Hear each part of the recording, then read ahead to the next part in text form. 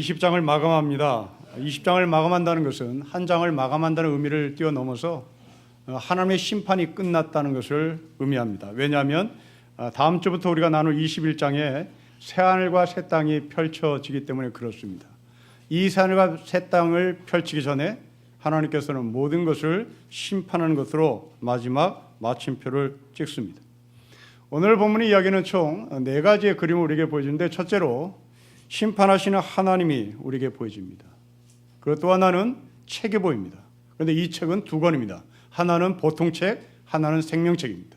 심판하시는 하나님은 생명책의 근거에서 심판하는 것이 아니라 보통책의 근거에서 심판을 하십니다. 그 심판을 받은 사람들은 바다와 사망과 음부로 들어갑니다. 그런데 마지막 날에 이 사망과 음부와 바다에 던져진 사람들이 나옵니다. 그리고 바다와 사망과 음부가 불에 타는 불못으로 던져집니다. 다시 말하면 사탄이 불못에 던져지고 이제 사탄은 더 이상 나오지 못하고 영원히 갇히고 이제 하나님의 심판은 끝이 난다는 이야기입니다. 첫째로 심판하시는 하나님은 그 심판의 근거를 책에 둡니다. 어떤 누구도 변명할 길이 없다는 말입니다. 마치 판사가 증거의 근거에서 판결을 내리듯이 하나님은 자기 의무로, 자기의 감정대로, 자기의 생각대로 심판하는 것이 아니라 책의 근거에서 심판을 합니다. 그런데 문제는 이 책이 대체 뭐냐 하는 것이 우리에게 심각한 문제입니다. 굉장히 어렵습니다.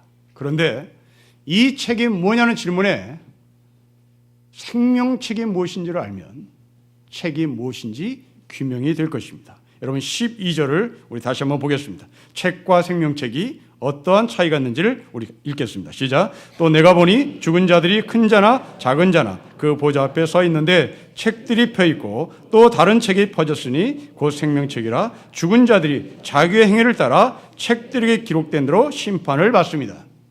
이 책이 뭐냐는 겁니다. 책에 기록된 대로 심판을 받습니다. 생명책이 무엇일까?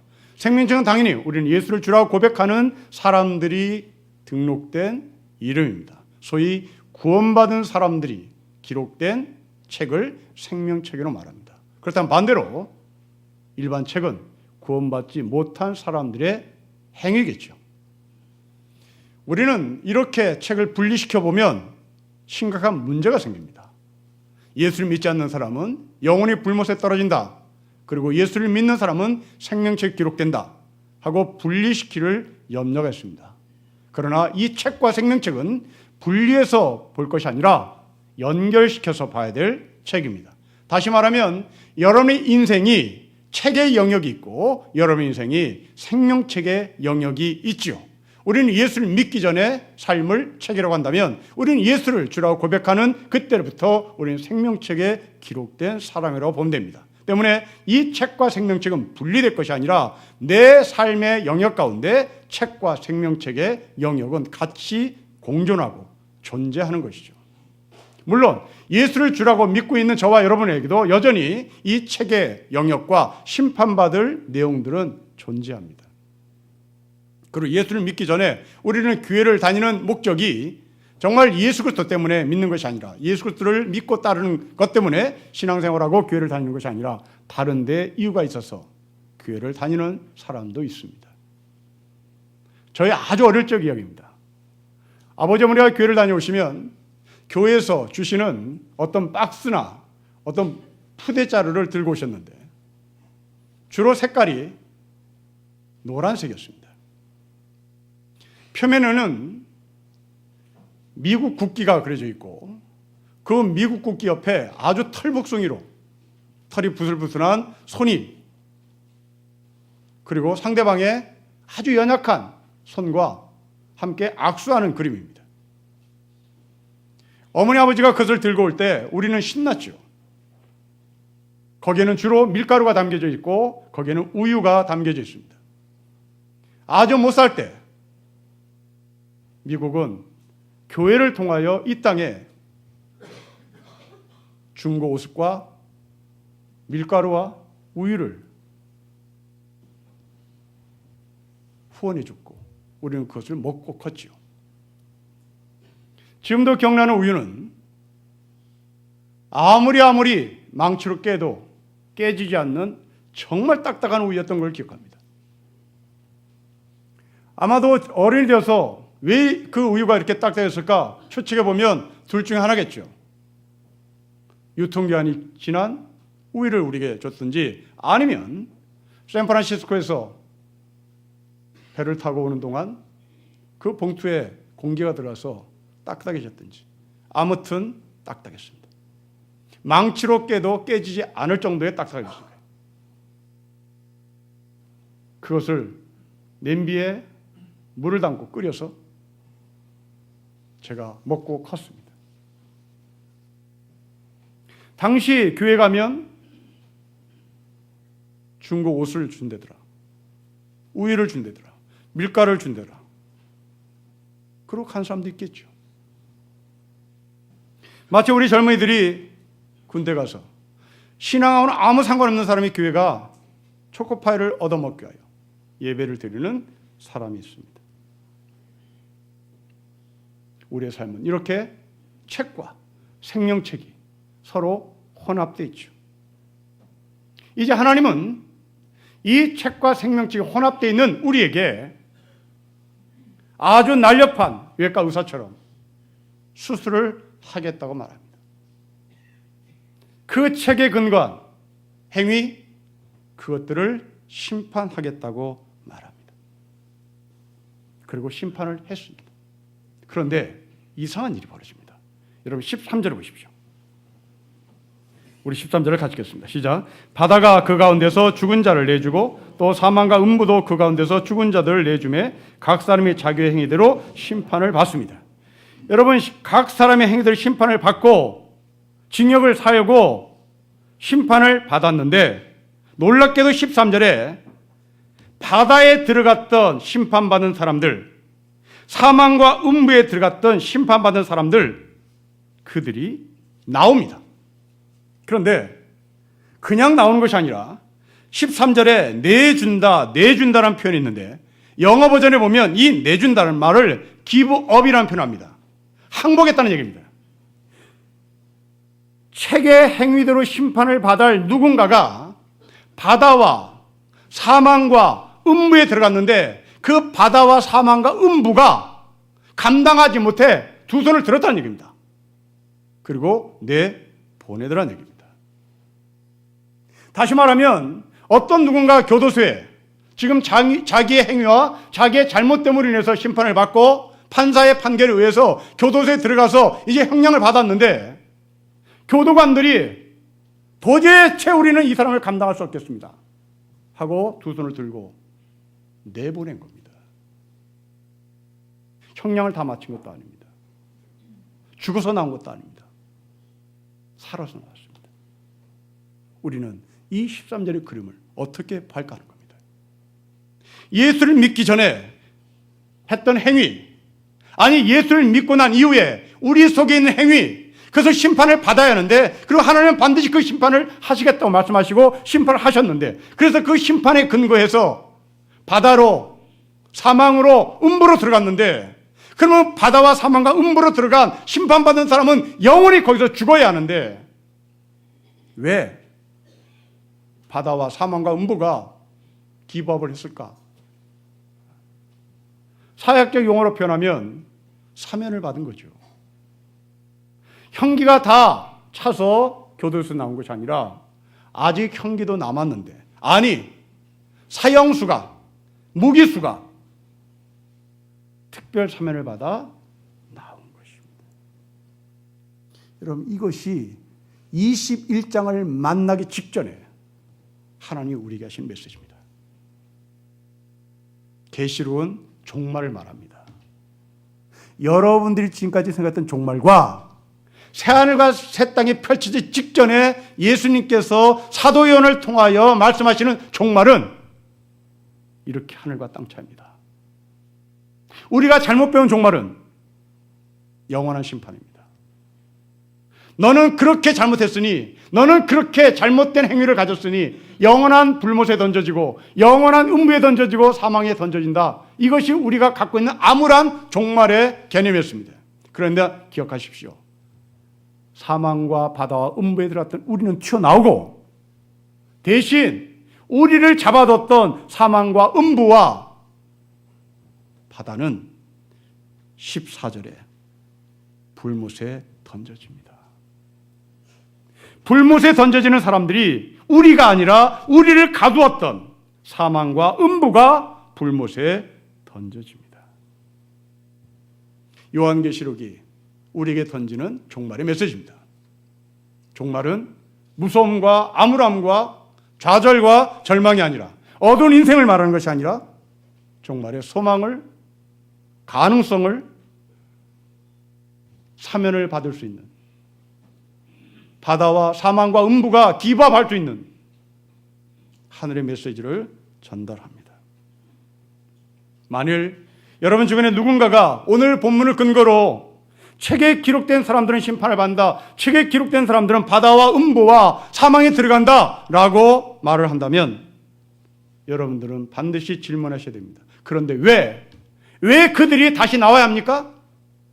왜 그들이 다시 나오나요? 당신은 바다와 사망과 음부에 들어간다고 말하는데 그 사람들이 나오잖아요. 그 사람들이 사면을 받아 나오잖아요. 그리고 당신이 말하는 사망과 음부와 바다는 영원한 불못에 던져진다고 말하잖아요. 여기에 대해서 답을 하세요 라고 질문하셔야 됩니다. 책에 기록된 사람들, 심판을 받을 수밖에 없는 사람들, 사망과 바다와 음부에 들어갈 수밖에 없는 사람들, 그들은 영원히 죽을 사람들이 아니라 여전히 소망을 가질 사람이고 사면을 받을 수 있는 사람이고, 그 사망이 그들을 향하여 두 손을 드는, 항복하고 포기하고 내보낼 수 있는 가능성을 가진 존재라는 사실을 우리는 꼭 잊지 말아야 할 것입니다. 그러면 어떻게 바다와 사망과 음부에 들어간 사람들이 나올 수 있었냐입니다. 당연히 우리는 고백합니다. 예수님 때문에 나왔죠. 그러나 여러분들이 고백하는 그 예수님께 나왔습니다라는 말을 교리로만 남는다면 우리는 아무 감동과 감정이 없습니다. 실존의 차원에서 우리는 전혀 경험이, 느낌이, 그리고 고백이 없습니다. 정말 예수님께서 우리를 위해 죽으셨다는 그것이 나의 삶 가운데 어떻게 실존으로 다가오며 어떻게 실존으로 나에게 느껴지느냐, 이것이 더 중요한 것이겠죠. 또 어떤 분들은 예수를 위해서 죽었다는 이 하나님의 말씀을 잘못 이해하고 곡해하는 신학자들도 있어서 수정을 해드리고 싶습니다. 제가 지금부터 드리는 이 말은, 주장은 신학자들이 한 주장입니다. 왜 하나님께서 아들 예수를 십자가에 죽게 했느냐라고는 질문의 신학자의 답입니다. 사탄이 말이지, 나를 인질로 붙잡았어. 그리고 나를 끌고 하나님 앞으로 갔지. 그리고 사탄이 하나님을 향해서 공격했어. 뭐라고 공격했냐면, 당신이 피조한, 당신이 창조한 피조물인 이 사람을 내가 죽이겠다 하고 칼을 들이댔다는 거죠. 그러자 창조주 하나님께서 사탄에게 빌면서 했다는 얘기입니다. 제발 죽이지 말아라. 제발 죽이지 말아라. 내가 그를 만들었고 내가 그를 사랑한다. 그래서 사탄이 다시 하나님께 요구합니다. 그러면 당신이 나에게 해줄 게 뭐냐 하는 거죠. 그래서 하나님이 다시 되물었습니다. 너가 원하는 게 뭐냐. 서로 실경을 하다가 하나님께서 결정을 내립니다. 내 사랑하는 독생자 아들 예수를 줄게. 그러자 사탄이 그 예수를 받고 나를 살려줬다는 겁니다. 듣기에 따라서는 굉장히 감격스럽습니다. 하나님이 나를 이렇게 사랑하신다.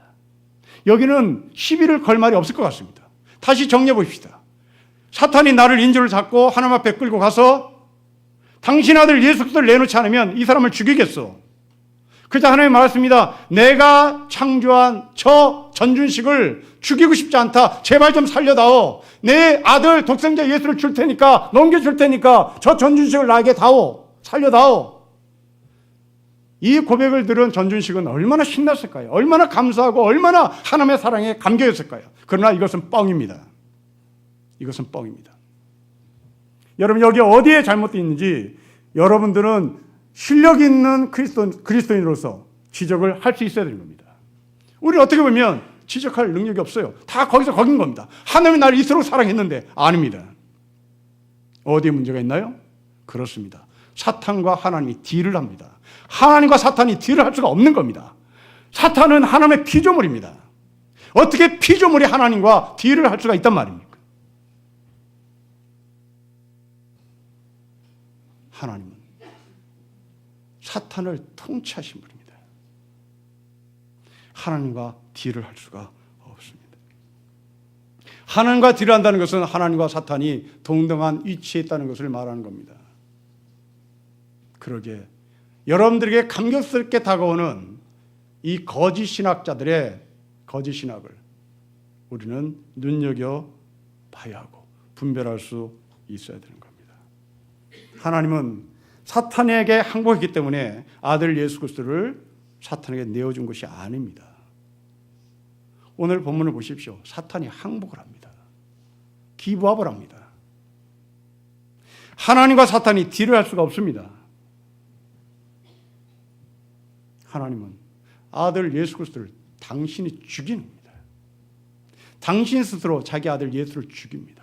사탄하고 아무 상관없이 사탄과 딜을 하기 위하여 자기 아들 예수를 죽인 것이 아니라 우리를 위하여 하나님이 스스로 결심해서 자기 아들을 죽인 겁니다. 왜 죽였냐는 겁니다. 그리고 이 십자가에 죽으신 예수가 나에게 어떤 의미가 있느냐 하는 겁니다. 여러분, 우리는 십자가에 달린 예수님을 성경에서 어린 양이라고 부릅니다. 우리가 부르는 이 표현은 성경이 줄기차게 한 번도 변하지 않고 표현하는 표현 방법입니다. 예수님을 어린 송아지라고 표현한 적 없습니다. 예수님을 항상 어린 양이라고 표현합니다. 구약도 그렇고 신약도 그렇고 그리고 이 계시록을 기록한 사도 요한도 그렇습니다. 여러분, 이스라엘 백성들이 무사히 애굽을 탈출할 수 있었던 것도 이 6월절 어린 양을 잡았기 때문입니다. 이게 십자가에 죽으신 예수 어린 양입니다. 도대체 어린 양이 무엇이길래, 어린 양이 승리했고 어린 양이 도대체 무엇이길래 어린 양을 믿는 사람들이 죽음을 맛보지 않고 애굽을 탈출했고 죽음을 맛보지 않고 종말의 바다와 사망과 음부에서 나올 수 있느냐는 얘기입니다. 우리는 성경이 말하는 이 어린 양이 무엇인지를 정확히 짚어야 하고 실체를 밝혀야 되는 겁니다. 어린 양은 종교적 수로가 아닙니다. 어린 양은 종교적 상징도 아닙니다. 어린 양은 실체입니다. 이 어린 양이 어떤 실체인지를 밝히겠습니다. 여러분, 창세기 43장에 보면 요셉이 형들을 애굽으로 초대해서 잔치를 베풉니다. 창세기 43장에 보면 애굽 사람들이 히브리 민족과 밥을 같이 먹는 것을 꺼려합니다. 꺼려한 것을 뛰어넘어 이스라엘 백성들과 애굽 사람들이 밥을 먹는 것을 애굽 사람들은 혐오합니다. 그 이유는 목축을 치는 사람이기 때문이라고 못을 박습니다. 애굽 사람들이 이스라엘 백성들과 밥을 먹지 않는 이유, 목축 치는 사람들이다. 그것을 혐오합니다. 이게 창세기 43장에 기록된 말씀입니다. 왜 목축 치는 사람들을 혐오할까? 창세기 46장에 가면 똑같은 표현합니다. 요셉이 형들에게 말하기를, 형님들이 곧 바로를 만날 텐데 그 바로가 형들에게 물을 거예요. 형들의 직업이 무엇이냐고 물으면 반드시 말하십시오. 목축 치는 사람이라고. 그러면 바로는 당신들을 애굽 사람과 살지 못하게 따로 뗄 것입니다. 따로 딴 동네 가서 살게 할 것입니다. 그래서 얻은 땅이 고센 땅입니다. 그 고센 땅에 이스라엘 백성들이 개토를 형성하고 목축치는 삶을 계속 영위하지요. 우리는 창세기 43장과 46장의 근거에서 왜 바로도 목축치는 사람을 싫어했고 왜 애굽 사람도 목축치는 사람을 혐오했을까 하는 겁니다. 이 문제에 대해서 이스라엘과 애굽을 깊이 연구한 벤슨이라는 사람이 주석을 답니다. 애굽에서의 양은 신이었습니다. 하나님이었습니다. 그 하나님을 이스라엘 백성들이 잡아먹습니다. 혐오스러운 겁니다. 상당히 싫은 겁니다. 그런데 6월절 날 이스라엘 백성들이 그 양을 잡았습니다. 좌문설주에 그 피를 발랐습니다. 이것은 어떤 의미를 던집니까? 애굽을 이긴 겁니다.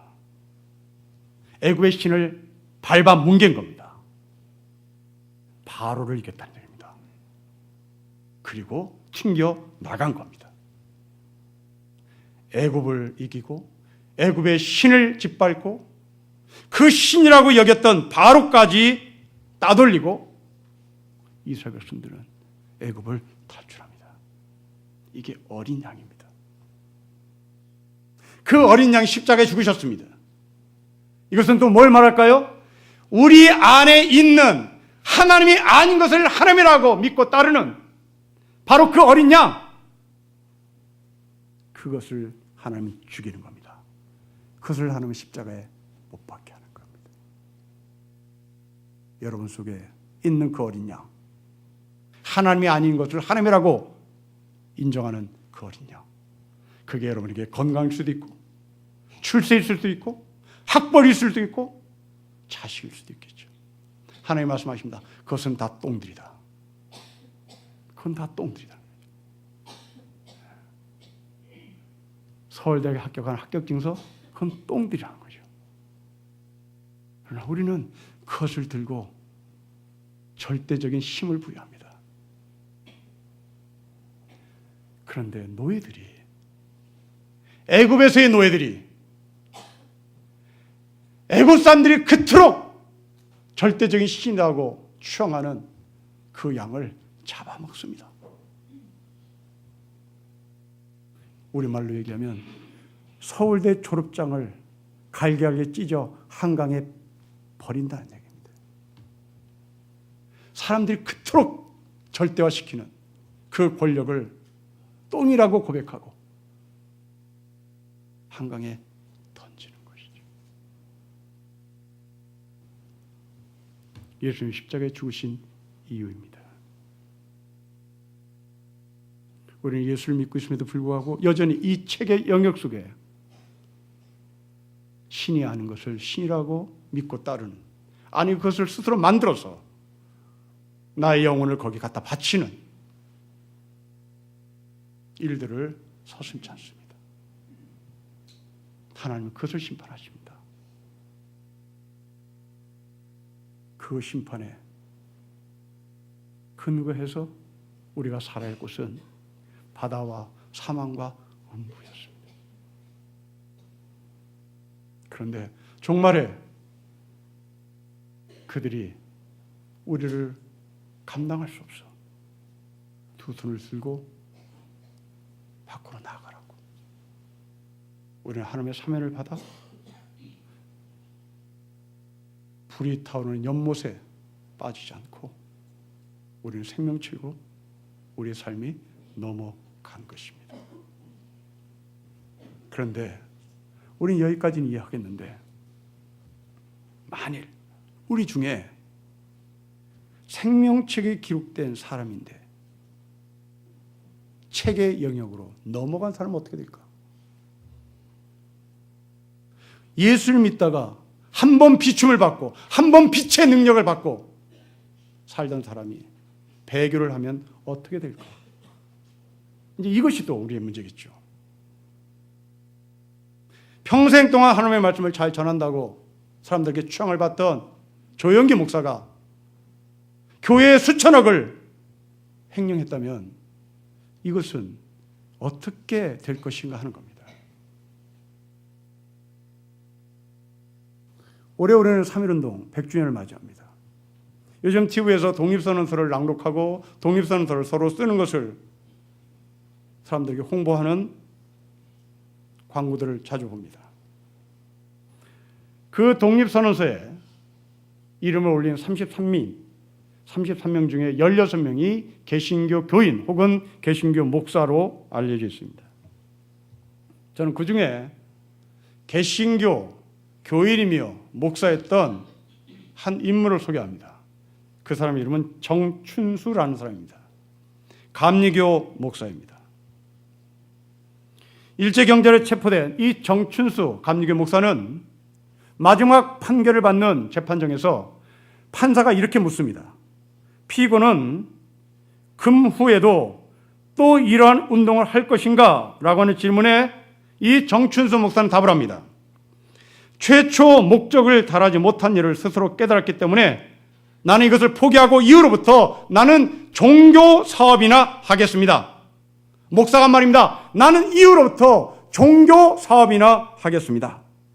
그 후 이 정춘수 감리교 목사는 전향서를 발표하고 친의의 길을 걷습니다. 1941년에 교회에 있는 모든 철문, 교회에 있는 모든 철책, 교회에 있는 모든 철로 된 것들은 다 일본에 헌납한다는 소위 종교 보국 5개항을 결의하고 앞장서서 교회에 있는 모든 철제 제품들을 다 끌어모아다가 일본에 갖다 바칩니다. 해방이 되자 운신의 폭이 좁아지기 시작했습니다. 감리교 내부에서 비판의 목소리가 들어갑니다. 그러자 이 정춘수 목사가 놀랍게도 천주교 노기남 주교를 찾아갑니다. 그리고 한 말입니다. 주교님, 내가 오늘부터 천주교 교인이 되겠습니다. 나를 평신도로 받아주십시오. 이게 정춘수 목사의 삶입니다. 이 사람 어떻게 할까요?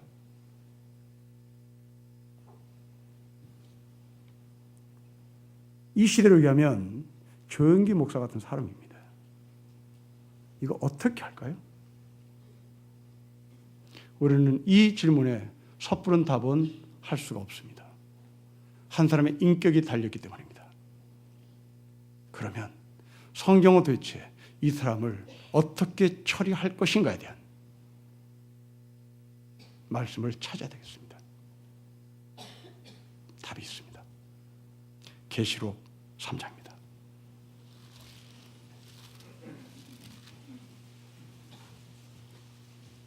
계시록 3장 1절부터 6절 말씀해 보시면 생명책이라는 단어가 처음 계시록에 나옵니다.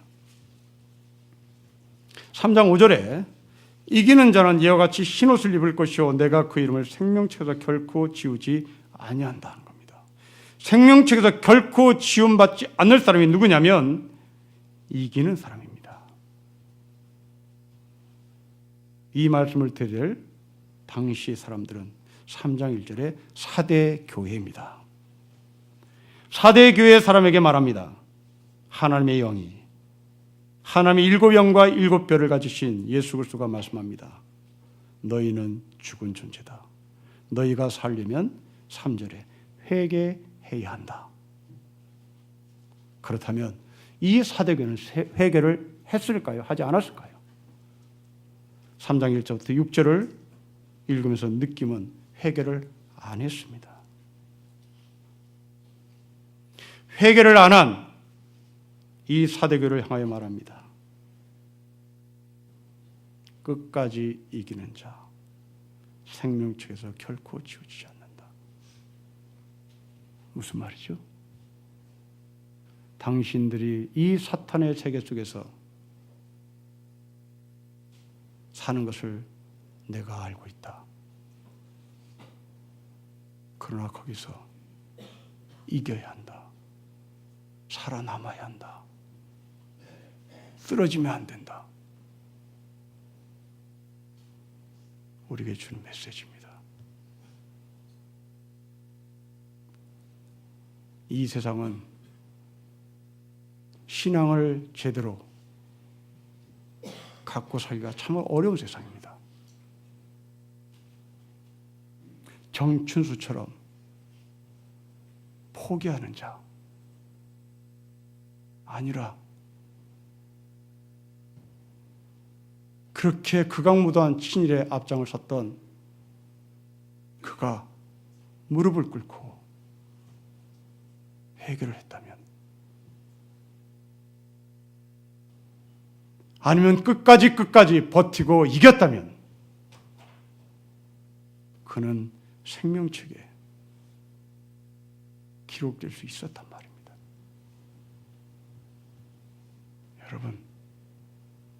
여러분들의 이름은 생명책에 기록됐다는 것을 무엇을 근거로 남들에게 말할 수 있겠습니까? 신앙 고백이요? 교리요? 개뻥이라고 하십시오. 교리가 여러분을 구원시키는 것이 아니라 이겨야 된다는 말입니다. 회개를 해야 된단 말입니다. 우리는 예수를 믿어요 라고 하는 개뻥을 치는 거죠. 조영기도 예수를 믿는다고 고백합니다. 아니, 전두환도 예수를 믿는다고 목사 앞에 고백한 적이 있습니다. 그게 아닙니다. 회개를 하든지 아니면 끝까지 이기든지, 이것이 우리에게 던지는 미션입니다. 어설프게 예수를 믿고 천국 간다는 소리를 그만합시다. 신앙 고백에서 내 이름이 생명책에 기록된다는 소리를 그만합시다. 실제로 내 이름이 생명책에 기록된지를 확인하자는 말입니다. 회개하든지 끝까지 이 사탄의 시스템 안에서 버티고 이기든지, 하나님은 그렇게 이기는 자에게 하나님의 나라를 들여보내기 위하여 책의 내용들을 심판하십니다. 그 책의 내용들을 발라내십니다. 똥과 쓸개와 콩팥들을 잘라내십니다. 바벨론으로 끌려갔던 이스라엘 백성들을 보십시오. 하나님은 70년 동안 이스라엘 백성들의 똥과 쓸개와 콩팥들을 발라내시는 과정 속에 들어갑니다. 그리고 마지막에 이스라엘 백성들을 토해냅니다. 누구를 통해서 토해냅니까? 그렇습니다. 페르시아의 고레스 왕을 통하여 토악질합니다. 페르시아의 고레스 왕을 통하여 이스라엘 백성을 토악질해내 이스라엘 백성들이 고향으로 돌아갑니다. 이스라엘 백성들이 독립운동을 해서 고향을 찾은 것도 아닙니다. 바벨론 치하에서 버텼던 겁니다. 바벨론 치하에서 버티고 버텨 하나님은 페르시아를 통하여 바벨론을 망하게 하시고, 고레스라고 하는 이방인의 왕을 통하여 이스라엘 백성들은 고향 땅으로 돌아올 수 있었던 것입니다. 성도 여러분, 예수를 믿음이 무엇입니까? 예수를 믿음은 교리 아닙니다. 교리는 여러분에게 구원을 가져다 주지 않습니다. 교회도 여러분에게 구원을 가져다 주지 않습니다. 기독교도 여러분에게 구원을 가져다 주지 않습니다. 어린 양 예수가 우리에게 구원을 가져다 줍니다. 그 어린 양 예수 그리스도는 내 안에 있는 죄를 죽이는 겁니다. 내 안에 있는 애굽의 신을 죽이듯이 내 안에 있는 그 신을 죽이는 것입니다. 종말에 하나님께서 우리에게 던지는 메시지입니다. 어떤 누구도 영원한 불못에 던져지는 사람이 아니다. 끝까지 나는 너에게 소망의 길을 열어놓는다. 끝까지 나는 너에게 구원의 길을 열어놓는다. 버텨라. 버텨라. 아니면 무릎 꿇고 회개해라. 버티고 회개하면 우리는 불못에 던져지는 것이 아니라 그들이 감당하지 못해 우리를 토악질해낼 것이다. 그리고 우리는 영원한 하나님 나라에 들어갈 것이다. 이 종말에 우리가 살아야 할 힘입니다. 내일부터 많은 일가 친척을 만날 것입니다. 그들은 세상의 시스템으로 명절을 보내려고 하겠죠. 오늘 이 말씀을 기억합시다. 버티자, 이기자. 우리에게 던지는 하늘의 메시지로 올 명절을 승리했다는 신앙의 고백과 삶을 통하여 그것을 증명해내는 저희 여러분 되시기를 주로 축복합니다. 기도하겠습니다.